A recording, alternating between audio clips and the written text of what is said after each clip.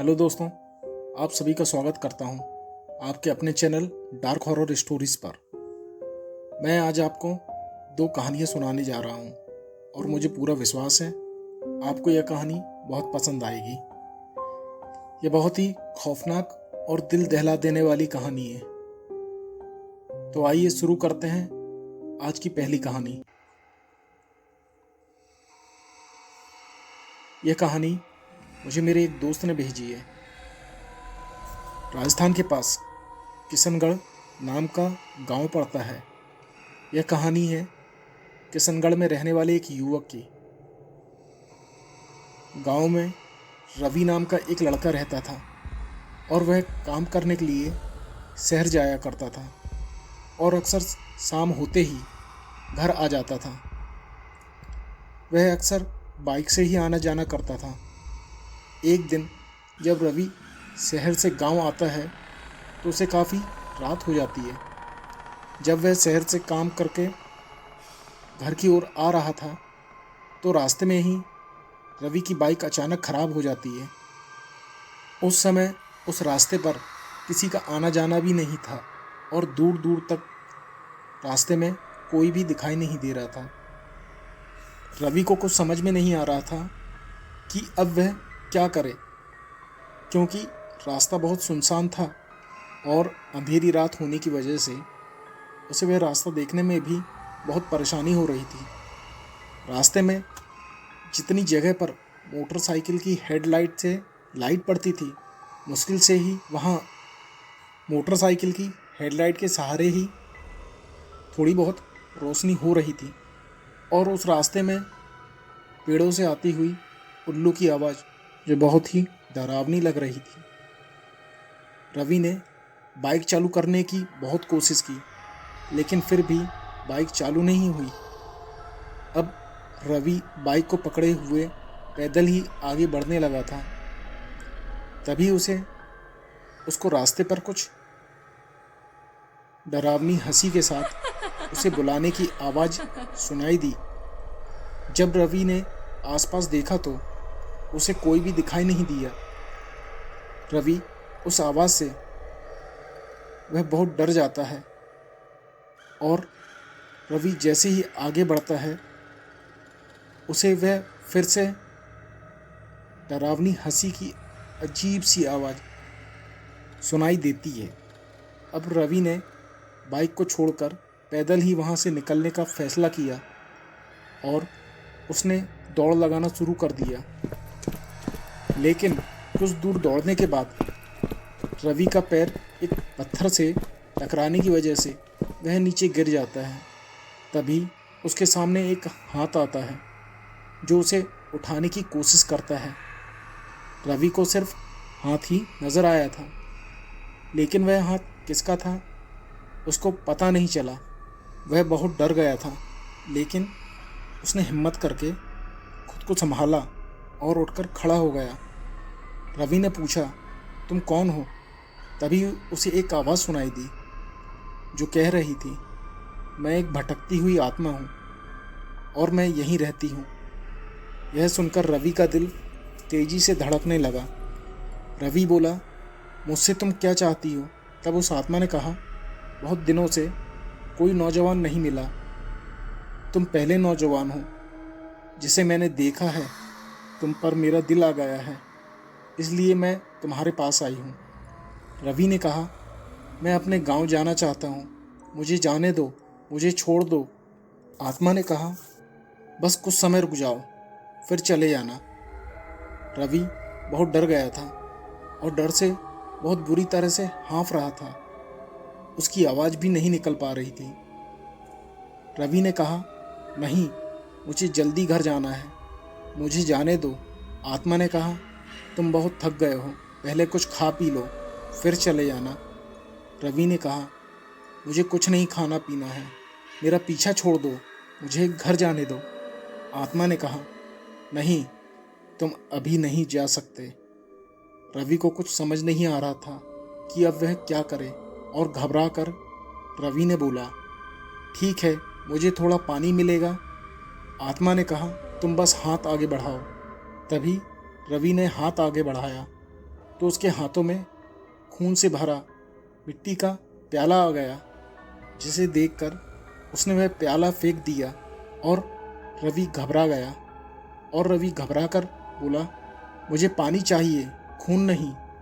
आत्मा ने कहा, मैं सिर्फ खून पीती हूँ, इसलिए तुम्हें खून ही पिला सकती हूँ। अब तुमने खून फेंक दिया है और मुझे बहुत प्यास लगी थी, तो मैं अब तुम्हारा खून पीऊँगी। यह सुनकर रवि बहुत बुरी तरह से घबरा गया और एक बार फिर से उसने दौड़ना शुरू कर दिया। लेकिन आश्चर्य की बात तो यह थी कि इतना दौड़ने के बाद भी वह वहीं था जहाँ से उसने दौड़ना शुरू किया था। उसकी समझ में नहीं आ रहा था कि अब वह क्या करे। उसने फिर से उस आत्मा से विनती की। रवि ने बोला, मेरी माँ और पिताजी मेरा इंतज़ार कर रहे हैं, मुझे घर जाने दो। लेकिन आत्मा मानने को तैयार नहीं थी, जाने नहीं दे रही थी। फिर अचानक से रवि को महसूस हुआ कि उसके शरीर में कोई घुस गया है। वह आत्मा बहुत नाराज़ हो गई थी और उसने रवि को उठाकर फेंक दिया था, जिससे वह बहुत घायल होकर बेहोश हो गया था। जब उसकी आंख खुली तो उसने देखा कि वह अपने घर में है। घर के सभी लोग उसके चारों तरफ खड़े थे। रवि सभी को देखकर चौंक गया। उसके साथ क्या हो रहा था उसे कुछ समझ में नहीं आ रहा था। रवि ने पूछा, मैं घर पे कैसे पहुंचा? तब रवि की माँ ने कहा, तुम रात भर घर नहीं आए, जिससे हम सभी लोग घबरा गए थे, और सुबह तुम आम के बगीचे में बेहोश पड़े मिले, तो वहाँ से गुजरने वाले कुछ लोगों की नज़र तुम पर पड़ी और तुम्हें उठाकर यहाँ ले आए। लेकिन सभी आश्चर्य में थे कि रवि को इतनी चोट कैसे लगी और वह बेहोश कैसे हो गया। और रवि को भी समझ में नहीं आ रहा था वह लोगों से कैसे बोले कि उस रात में उसे एक आत्मा से मुलाकात हुई थी, जिसने उसे उठाकर फेंक दिया था। रवि ने उस रात की घटना के बारे में किसी को कुछ नहीं बताया। रवि घायल होने की वजह से 2 दिनों तक घर पर ही आराम कर रहा था। लेकिन रात की वह घटना याद आते ही उसका शरीर ठंडा पड़ जाता था। फिर एक दिन वह समय भी आ गया जब रवि की शादी की बात चल रही थी। जब रवि एक लड़की को देखने के लिए गया और वह लड़की देखकर लौट रहा था कि फिर से काफ़ी रात हो गई थी। रवि को उस रास्ते से ही जाना था जहाँ उसे वह आत्मा मिली थी। रास्ते में चलते हुए एक बार फिर आत्मा ने उसका रास्ता रोक दिया था। आत्मा बोली, आज मैं तुम्हें नहीं जाने दूंगी। रवि ने कहा, मेरी शादी एक लड़की से तय हो गई है, मुझे जाने दो। आत्मा ने कहा, मेरी भी शादी नहीं हुई है, मैं भी शादी करना चाहती हूँ। मैं सिर्फ तुमसे ही शादी करूँगी। मुझे तुम बहुत अच्छे लगते हो, मेरी शादी सिर्फ तुमसे ही होगी। रवि ने कहा, तुम एक आत्मा हो और मैं एक इंसान हूँ, भला इंसान की शादी एक आत्मा के साथ कैसे हो सकती है? आत्मा ने कहा, इसके लिए तुम्हें मरना होगा और मैं बहुत प्यासी हूँ और तुम्हें मेरी प्यास बुझानी होगी। रवि के बार बार समझाने के बाद भी वह आत्मा नहीं मानी और रवि को गुस्से से हवा में उठाकर फेंक दिया। इधर घर न पहुंचने पर उसके घर वाले बहुत चिंतित हो गए थे और उसे ढूंढने के लिए बगीचे की तरफ गए। तभी रवि को नीचे गिरा देखकर सभी लोग घबरा गए और तभी सभी लोगों ने रवि को होश में लाया और रवि ने सारी बात बताई, जिसे सुनकर सभी लोग आश्चर्यचकित हो गए। गांव के सभी लोग उस आत्मा को देखना चाहते थे। वहाँ कोई आत्मा दिखाई नहीं दे रही थी। तभी गांव में ही रहने वाले एक आदमी ने कहा कि आत्मा जैसा कुछ नहीं होता है और यह सब मन का वहम होता है। उस आदमी ने यह बोला ही था, आत्मा ने उस आदमी को हवा में उठाकर पटक दिया। अब तो वह आदमी बहुत बुरी तरह से डर गया और सभी लोगों ने इस घटना को देखकर गांव के सभी लोग घर वापस जाने लगे। इस घटना से रातों रात सभी को यह पता चल गया था कि आम के बगीचे में एक आत्मा रहती है। तभी सभी लोगों ने आत्मा को भगाने के लिए पूजा पाठ शुरू कर दिया। उस समय उन सभी गांव वालों को कि वह आत्मा अब वहां से चली गई है, लेकिन वह आत्मा कुछ समय बाद वापस आ जाती है। तब उस गांव में रहने वाले एक बुजुर्ग व्यक्ति ने उस आत्मा के बारे में बताया कि यह बात आज से 10 साल पहले की है। इस गांव में सावित्री नाम की एक लड़की अपने माँ बाप के साथ रहा करती थी।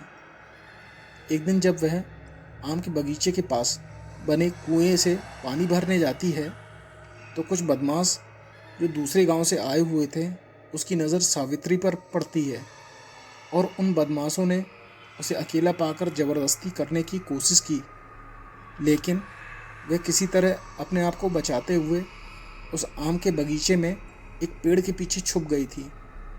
तभी एक बदमाश की नज़र उस पर पड़ी। जब वो बदमाश सावित्री को पकड़ने जाता है तो सावित्री वहाँ से भागने की कोशिश करती है और भागते हुए रास्ते में एक गड्ढे में सावित्री का पैर पड़ता है और वह सर के बल एक पत्थर से टकरा जाती है, जिससे उसकी वहीं मौत हो जाती है और वह बदमाश यह देखकर वहाँ से भाग जाते हैं। इसके बाद सावित्री के माता पिता जब सावित्री को ढूंढने के लिए जाते हैं तो वह उसे बगीचे में मरा हुआ देख बहुत दुखी हो जाते हैं। एक दिन जब वह बदमाश उसी बगीचे के रास्ते से गुजरते हैं, वह कुछ समय के लिए उस बगीचे में आराम करने के लिए सोचते हैं और रुक जाते हैं, लेकिन उन्हें यह पता नहीं था कि सावित्री की आत्मा उनका इंतज़ार कर रही है। उनमें से एक बदमाश जैसे ही आम के पेड़ के सहारे बैठता है तो उस आम के पेड़ से वह आत्मा बाहर आती है, जिसे देखकर वह बहुत ही डर जाते हैं। सावित्री की आत्मा उनसे कहती है कि तुम्हारी वजह से मेरी जान गई थी और मैं अपनी मौत का बदला लेने के लिए तुम्हारा इंतज़ार कर रही थी। तुम लोगों की वजह से मेरी इच्छाएं अधूरी रह गई थी, ना ही मैं अपना जीवन जी पाई। अब मैं तुम लोगों को जिंदा नहीं छोड़ूंगी। और इतना कहकर सावित्री की आत्मा एक बदमाश का खून पीने लगती है।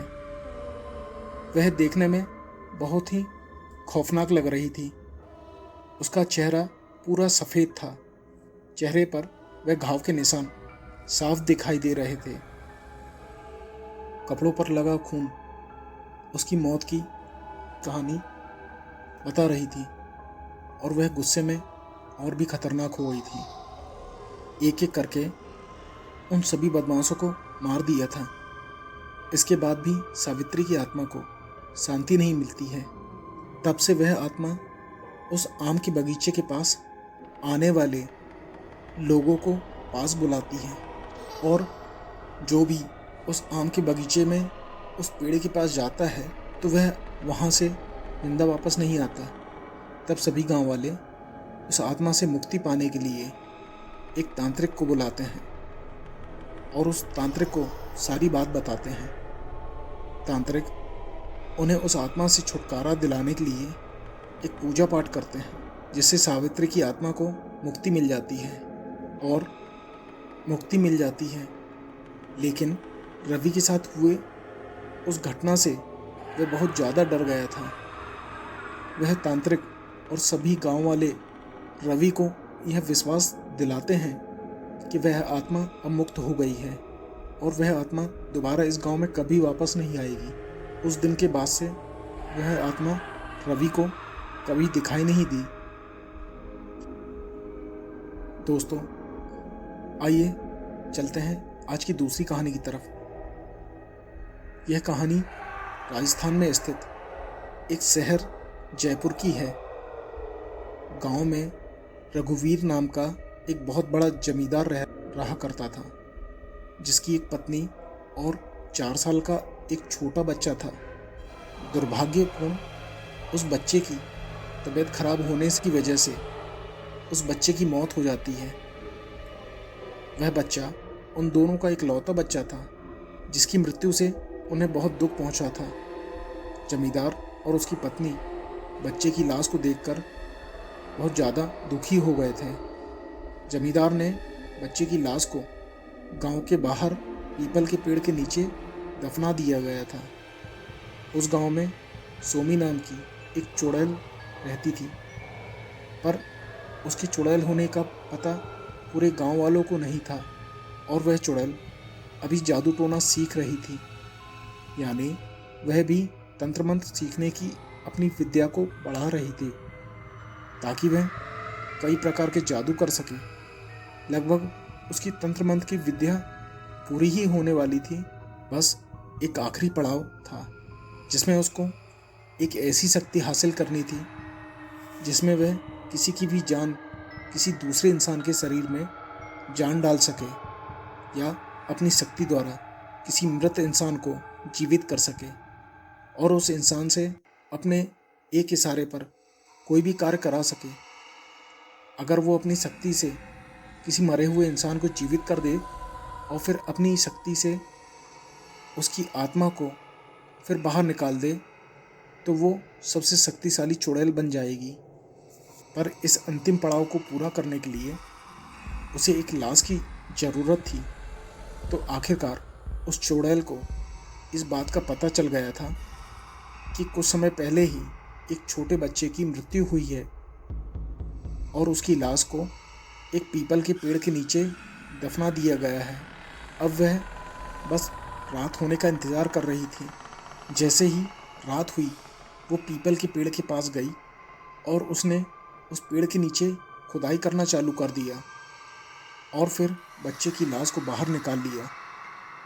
उस बच्चे के शरीर में बहुत ज़्यादा मिट्टी लगी थी, तो वह उस चुड़ैल ने उस मृत बच्चे के शरीर को नहलाकर साफ किया और पेड़ के सहारे बिल्कुल सीधा बैठा दिया और अपने सारे तंत्र मंत्र का सामान उस मृत बच्चे के शरीर के आसपास रख दिया।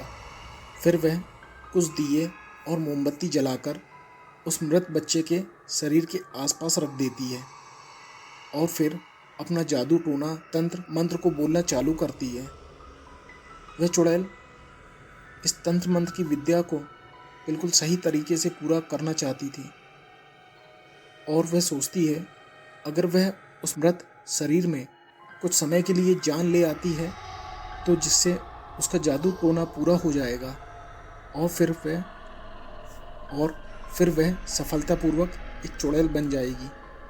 इस जादू टोने को करने के बाद उस चुड़ैल की योजना थी इस जादू टोने को करने के बाद उस चुड़ैल की योजना थी कि वह इसमें जान डालकर फिर उसकी वापस जान निकाल दे और उस मृत शरीर को पहले दफनाया गया था वहीं दफना दे। अब उसने अपनी तंत्र मंत्र की क्रिया को चालू कर दिया था। चारों तरफ रात होने की वजह से बहुत घना अंधेरा था। तभी दूर से गांव के ही दो लोग दूसरे गांव से आ रहे थे।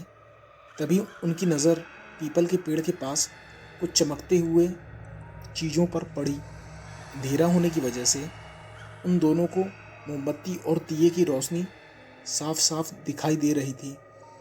उन दोनों लोगों ने कहा आखिरकार वो क्या चीज़ चमक रही है और देखने के लिए वे दोनों थोड़ा आगे गए।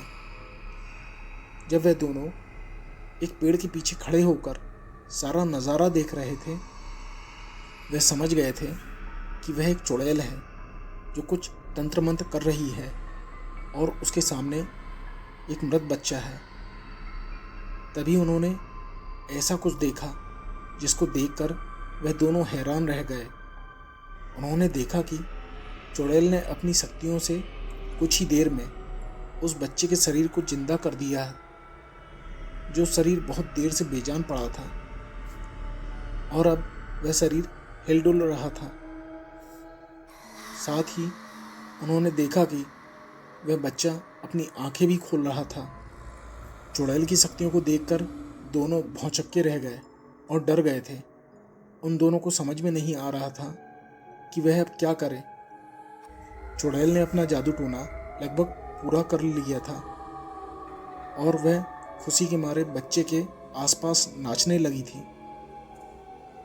तभी दोनों आदमी में से एक आदमी भागते हुए गांव पहुंच जाता है और उसने ज़ोर से शोर मचाना शुरू कर दिया था ताकि सभी लोग बाहर आएं।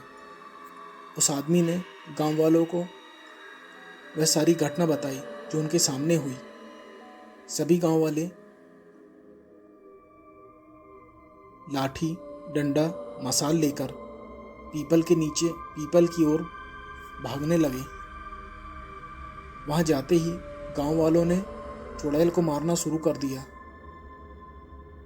उसके जितने भी तंत्र मंत्र के सामान थे सबको तोड़ दिया था, लेकिन अभी भी उस चुड़ैल का जादू टोना पूरा नहीं हुआ था, क्योंकि अभी भी उसको बच्चे में जो जान डाली थी उस जान को वापस निकालना था, जो संभव नहीं हो पाया। सारे गांव वाले उस बच्चे को देखकर हैरान हो गए थे। सबने फैसला किया कि उस चुड़ैल को मार दिया जाएगा, पर उस बच्चे के माता पिता, जो कि वह उस गांव का बहुत बड़ा जमींदार था, उसने ऐसा करने से गांव वालों को रोक दिया था। फिर उसने कहा कि इसने मेरे बच्चे के अंदर फिर से जान डाली है, इसलिए इसको कोई कुछ नहीं करेगा। उल्टा उस जमींदार ने गांव के बाहर उस चुड़ैल को ज़मीन दे दी ताकि वह वहां रह सके, और उसको यह भी बोला गया अब से वह कभी भी इस गांव में वापस नहीं आएगी। वह चुड़ैल जमींदार का धन्यवाद कहकर उस गांव से बाहर चली जाती है और गांव के बाहर मिली उस जमीन पर रहने लगती है। और समय के बीतते हुए वह कई नए जादू टोने करने लगती है। उसने अपनी उम्र को कम करने के लिए और वह लंबे समय तक जीवित रहने के लिए वह एक नए तंत्र मंत्र की क्रिया करने लगती है, और अपने आप को जवान बनाए रखने के लिए एक जवान आदमी की ज़रूरत होती है। एक बार जब गांव में अचानक एक आदमी गायब हो जाता है तो उन गांव वालों को लगता है कि शायद किसी जानवर ने उस आदमी को मार दिया है, लेकिन यह काम किसी जानवर का नहीं बल्कि उस चुड़ैल का था। उस चुड़ैल ने उस आदमी की सारी शक्तियां ले ली थी, जिससे वह जवान और खूबसूरत बनी रहती थी। उस गांव के बाहर जब भी कोई बाहरी व्यक्ति उस गांव में आता है तो वह चुड़ैल उसे अपने रूप के जाल में फंसा लेती और उसे सम्मोहित करके उस पर जादू टोना करती। धीरे धीरे ऐसी घटनाएं होने लगी और अब वह उस गांव में रहने वाले आदमियों को भी धीरे धीरे मारने लगी थी। जब इस बात का पता सोमी चुड़ैल को देखकर चौंक गया कि वह काफ़ी उम्र की महिला थी। अब वह चुड़ैल बहुत जवान दिख रही थी। वह आदमी समझ जाता है और वह सारी बात गांव वालों को बताता है। जब वहाँ के गांव वालों को इस बात का पता चलता है तो सभी गांव वाले मिलकर उस सेमी चुड़ैल को मार देते हैं। तो दोस्तों, आपको यह कहानी कैसी लगी कमेंट करके ज़रूर बताएं, और ऐसी ही डरावनी कहानी सुनने के लिए चैनल पर बने रहें।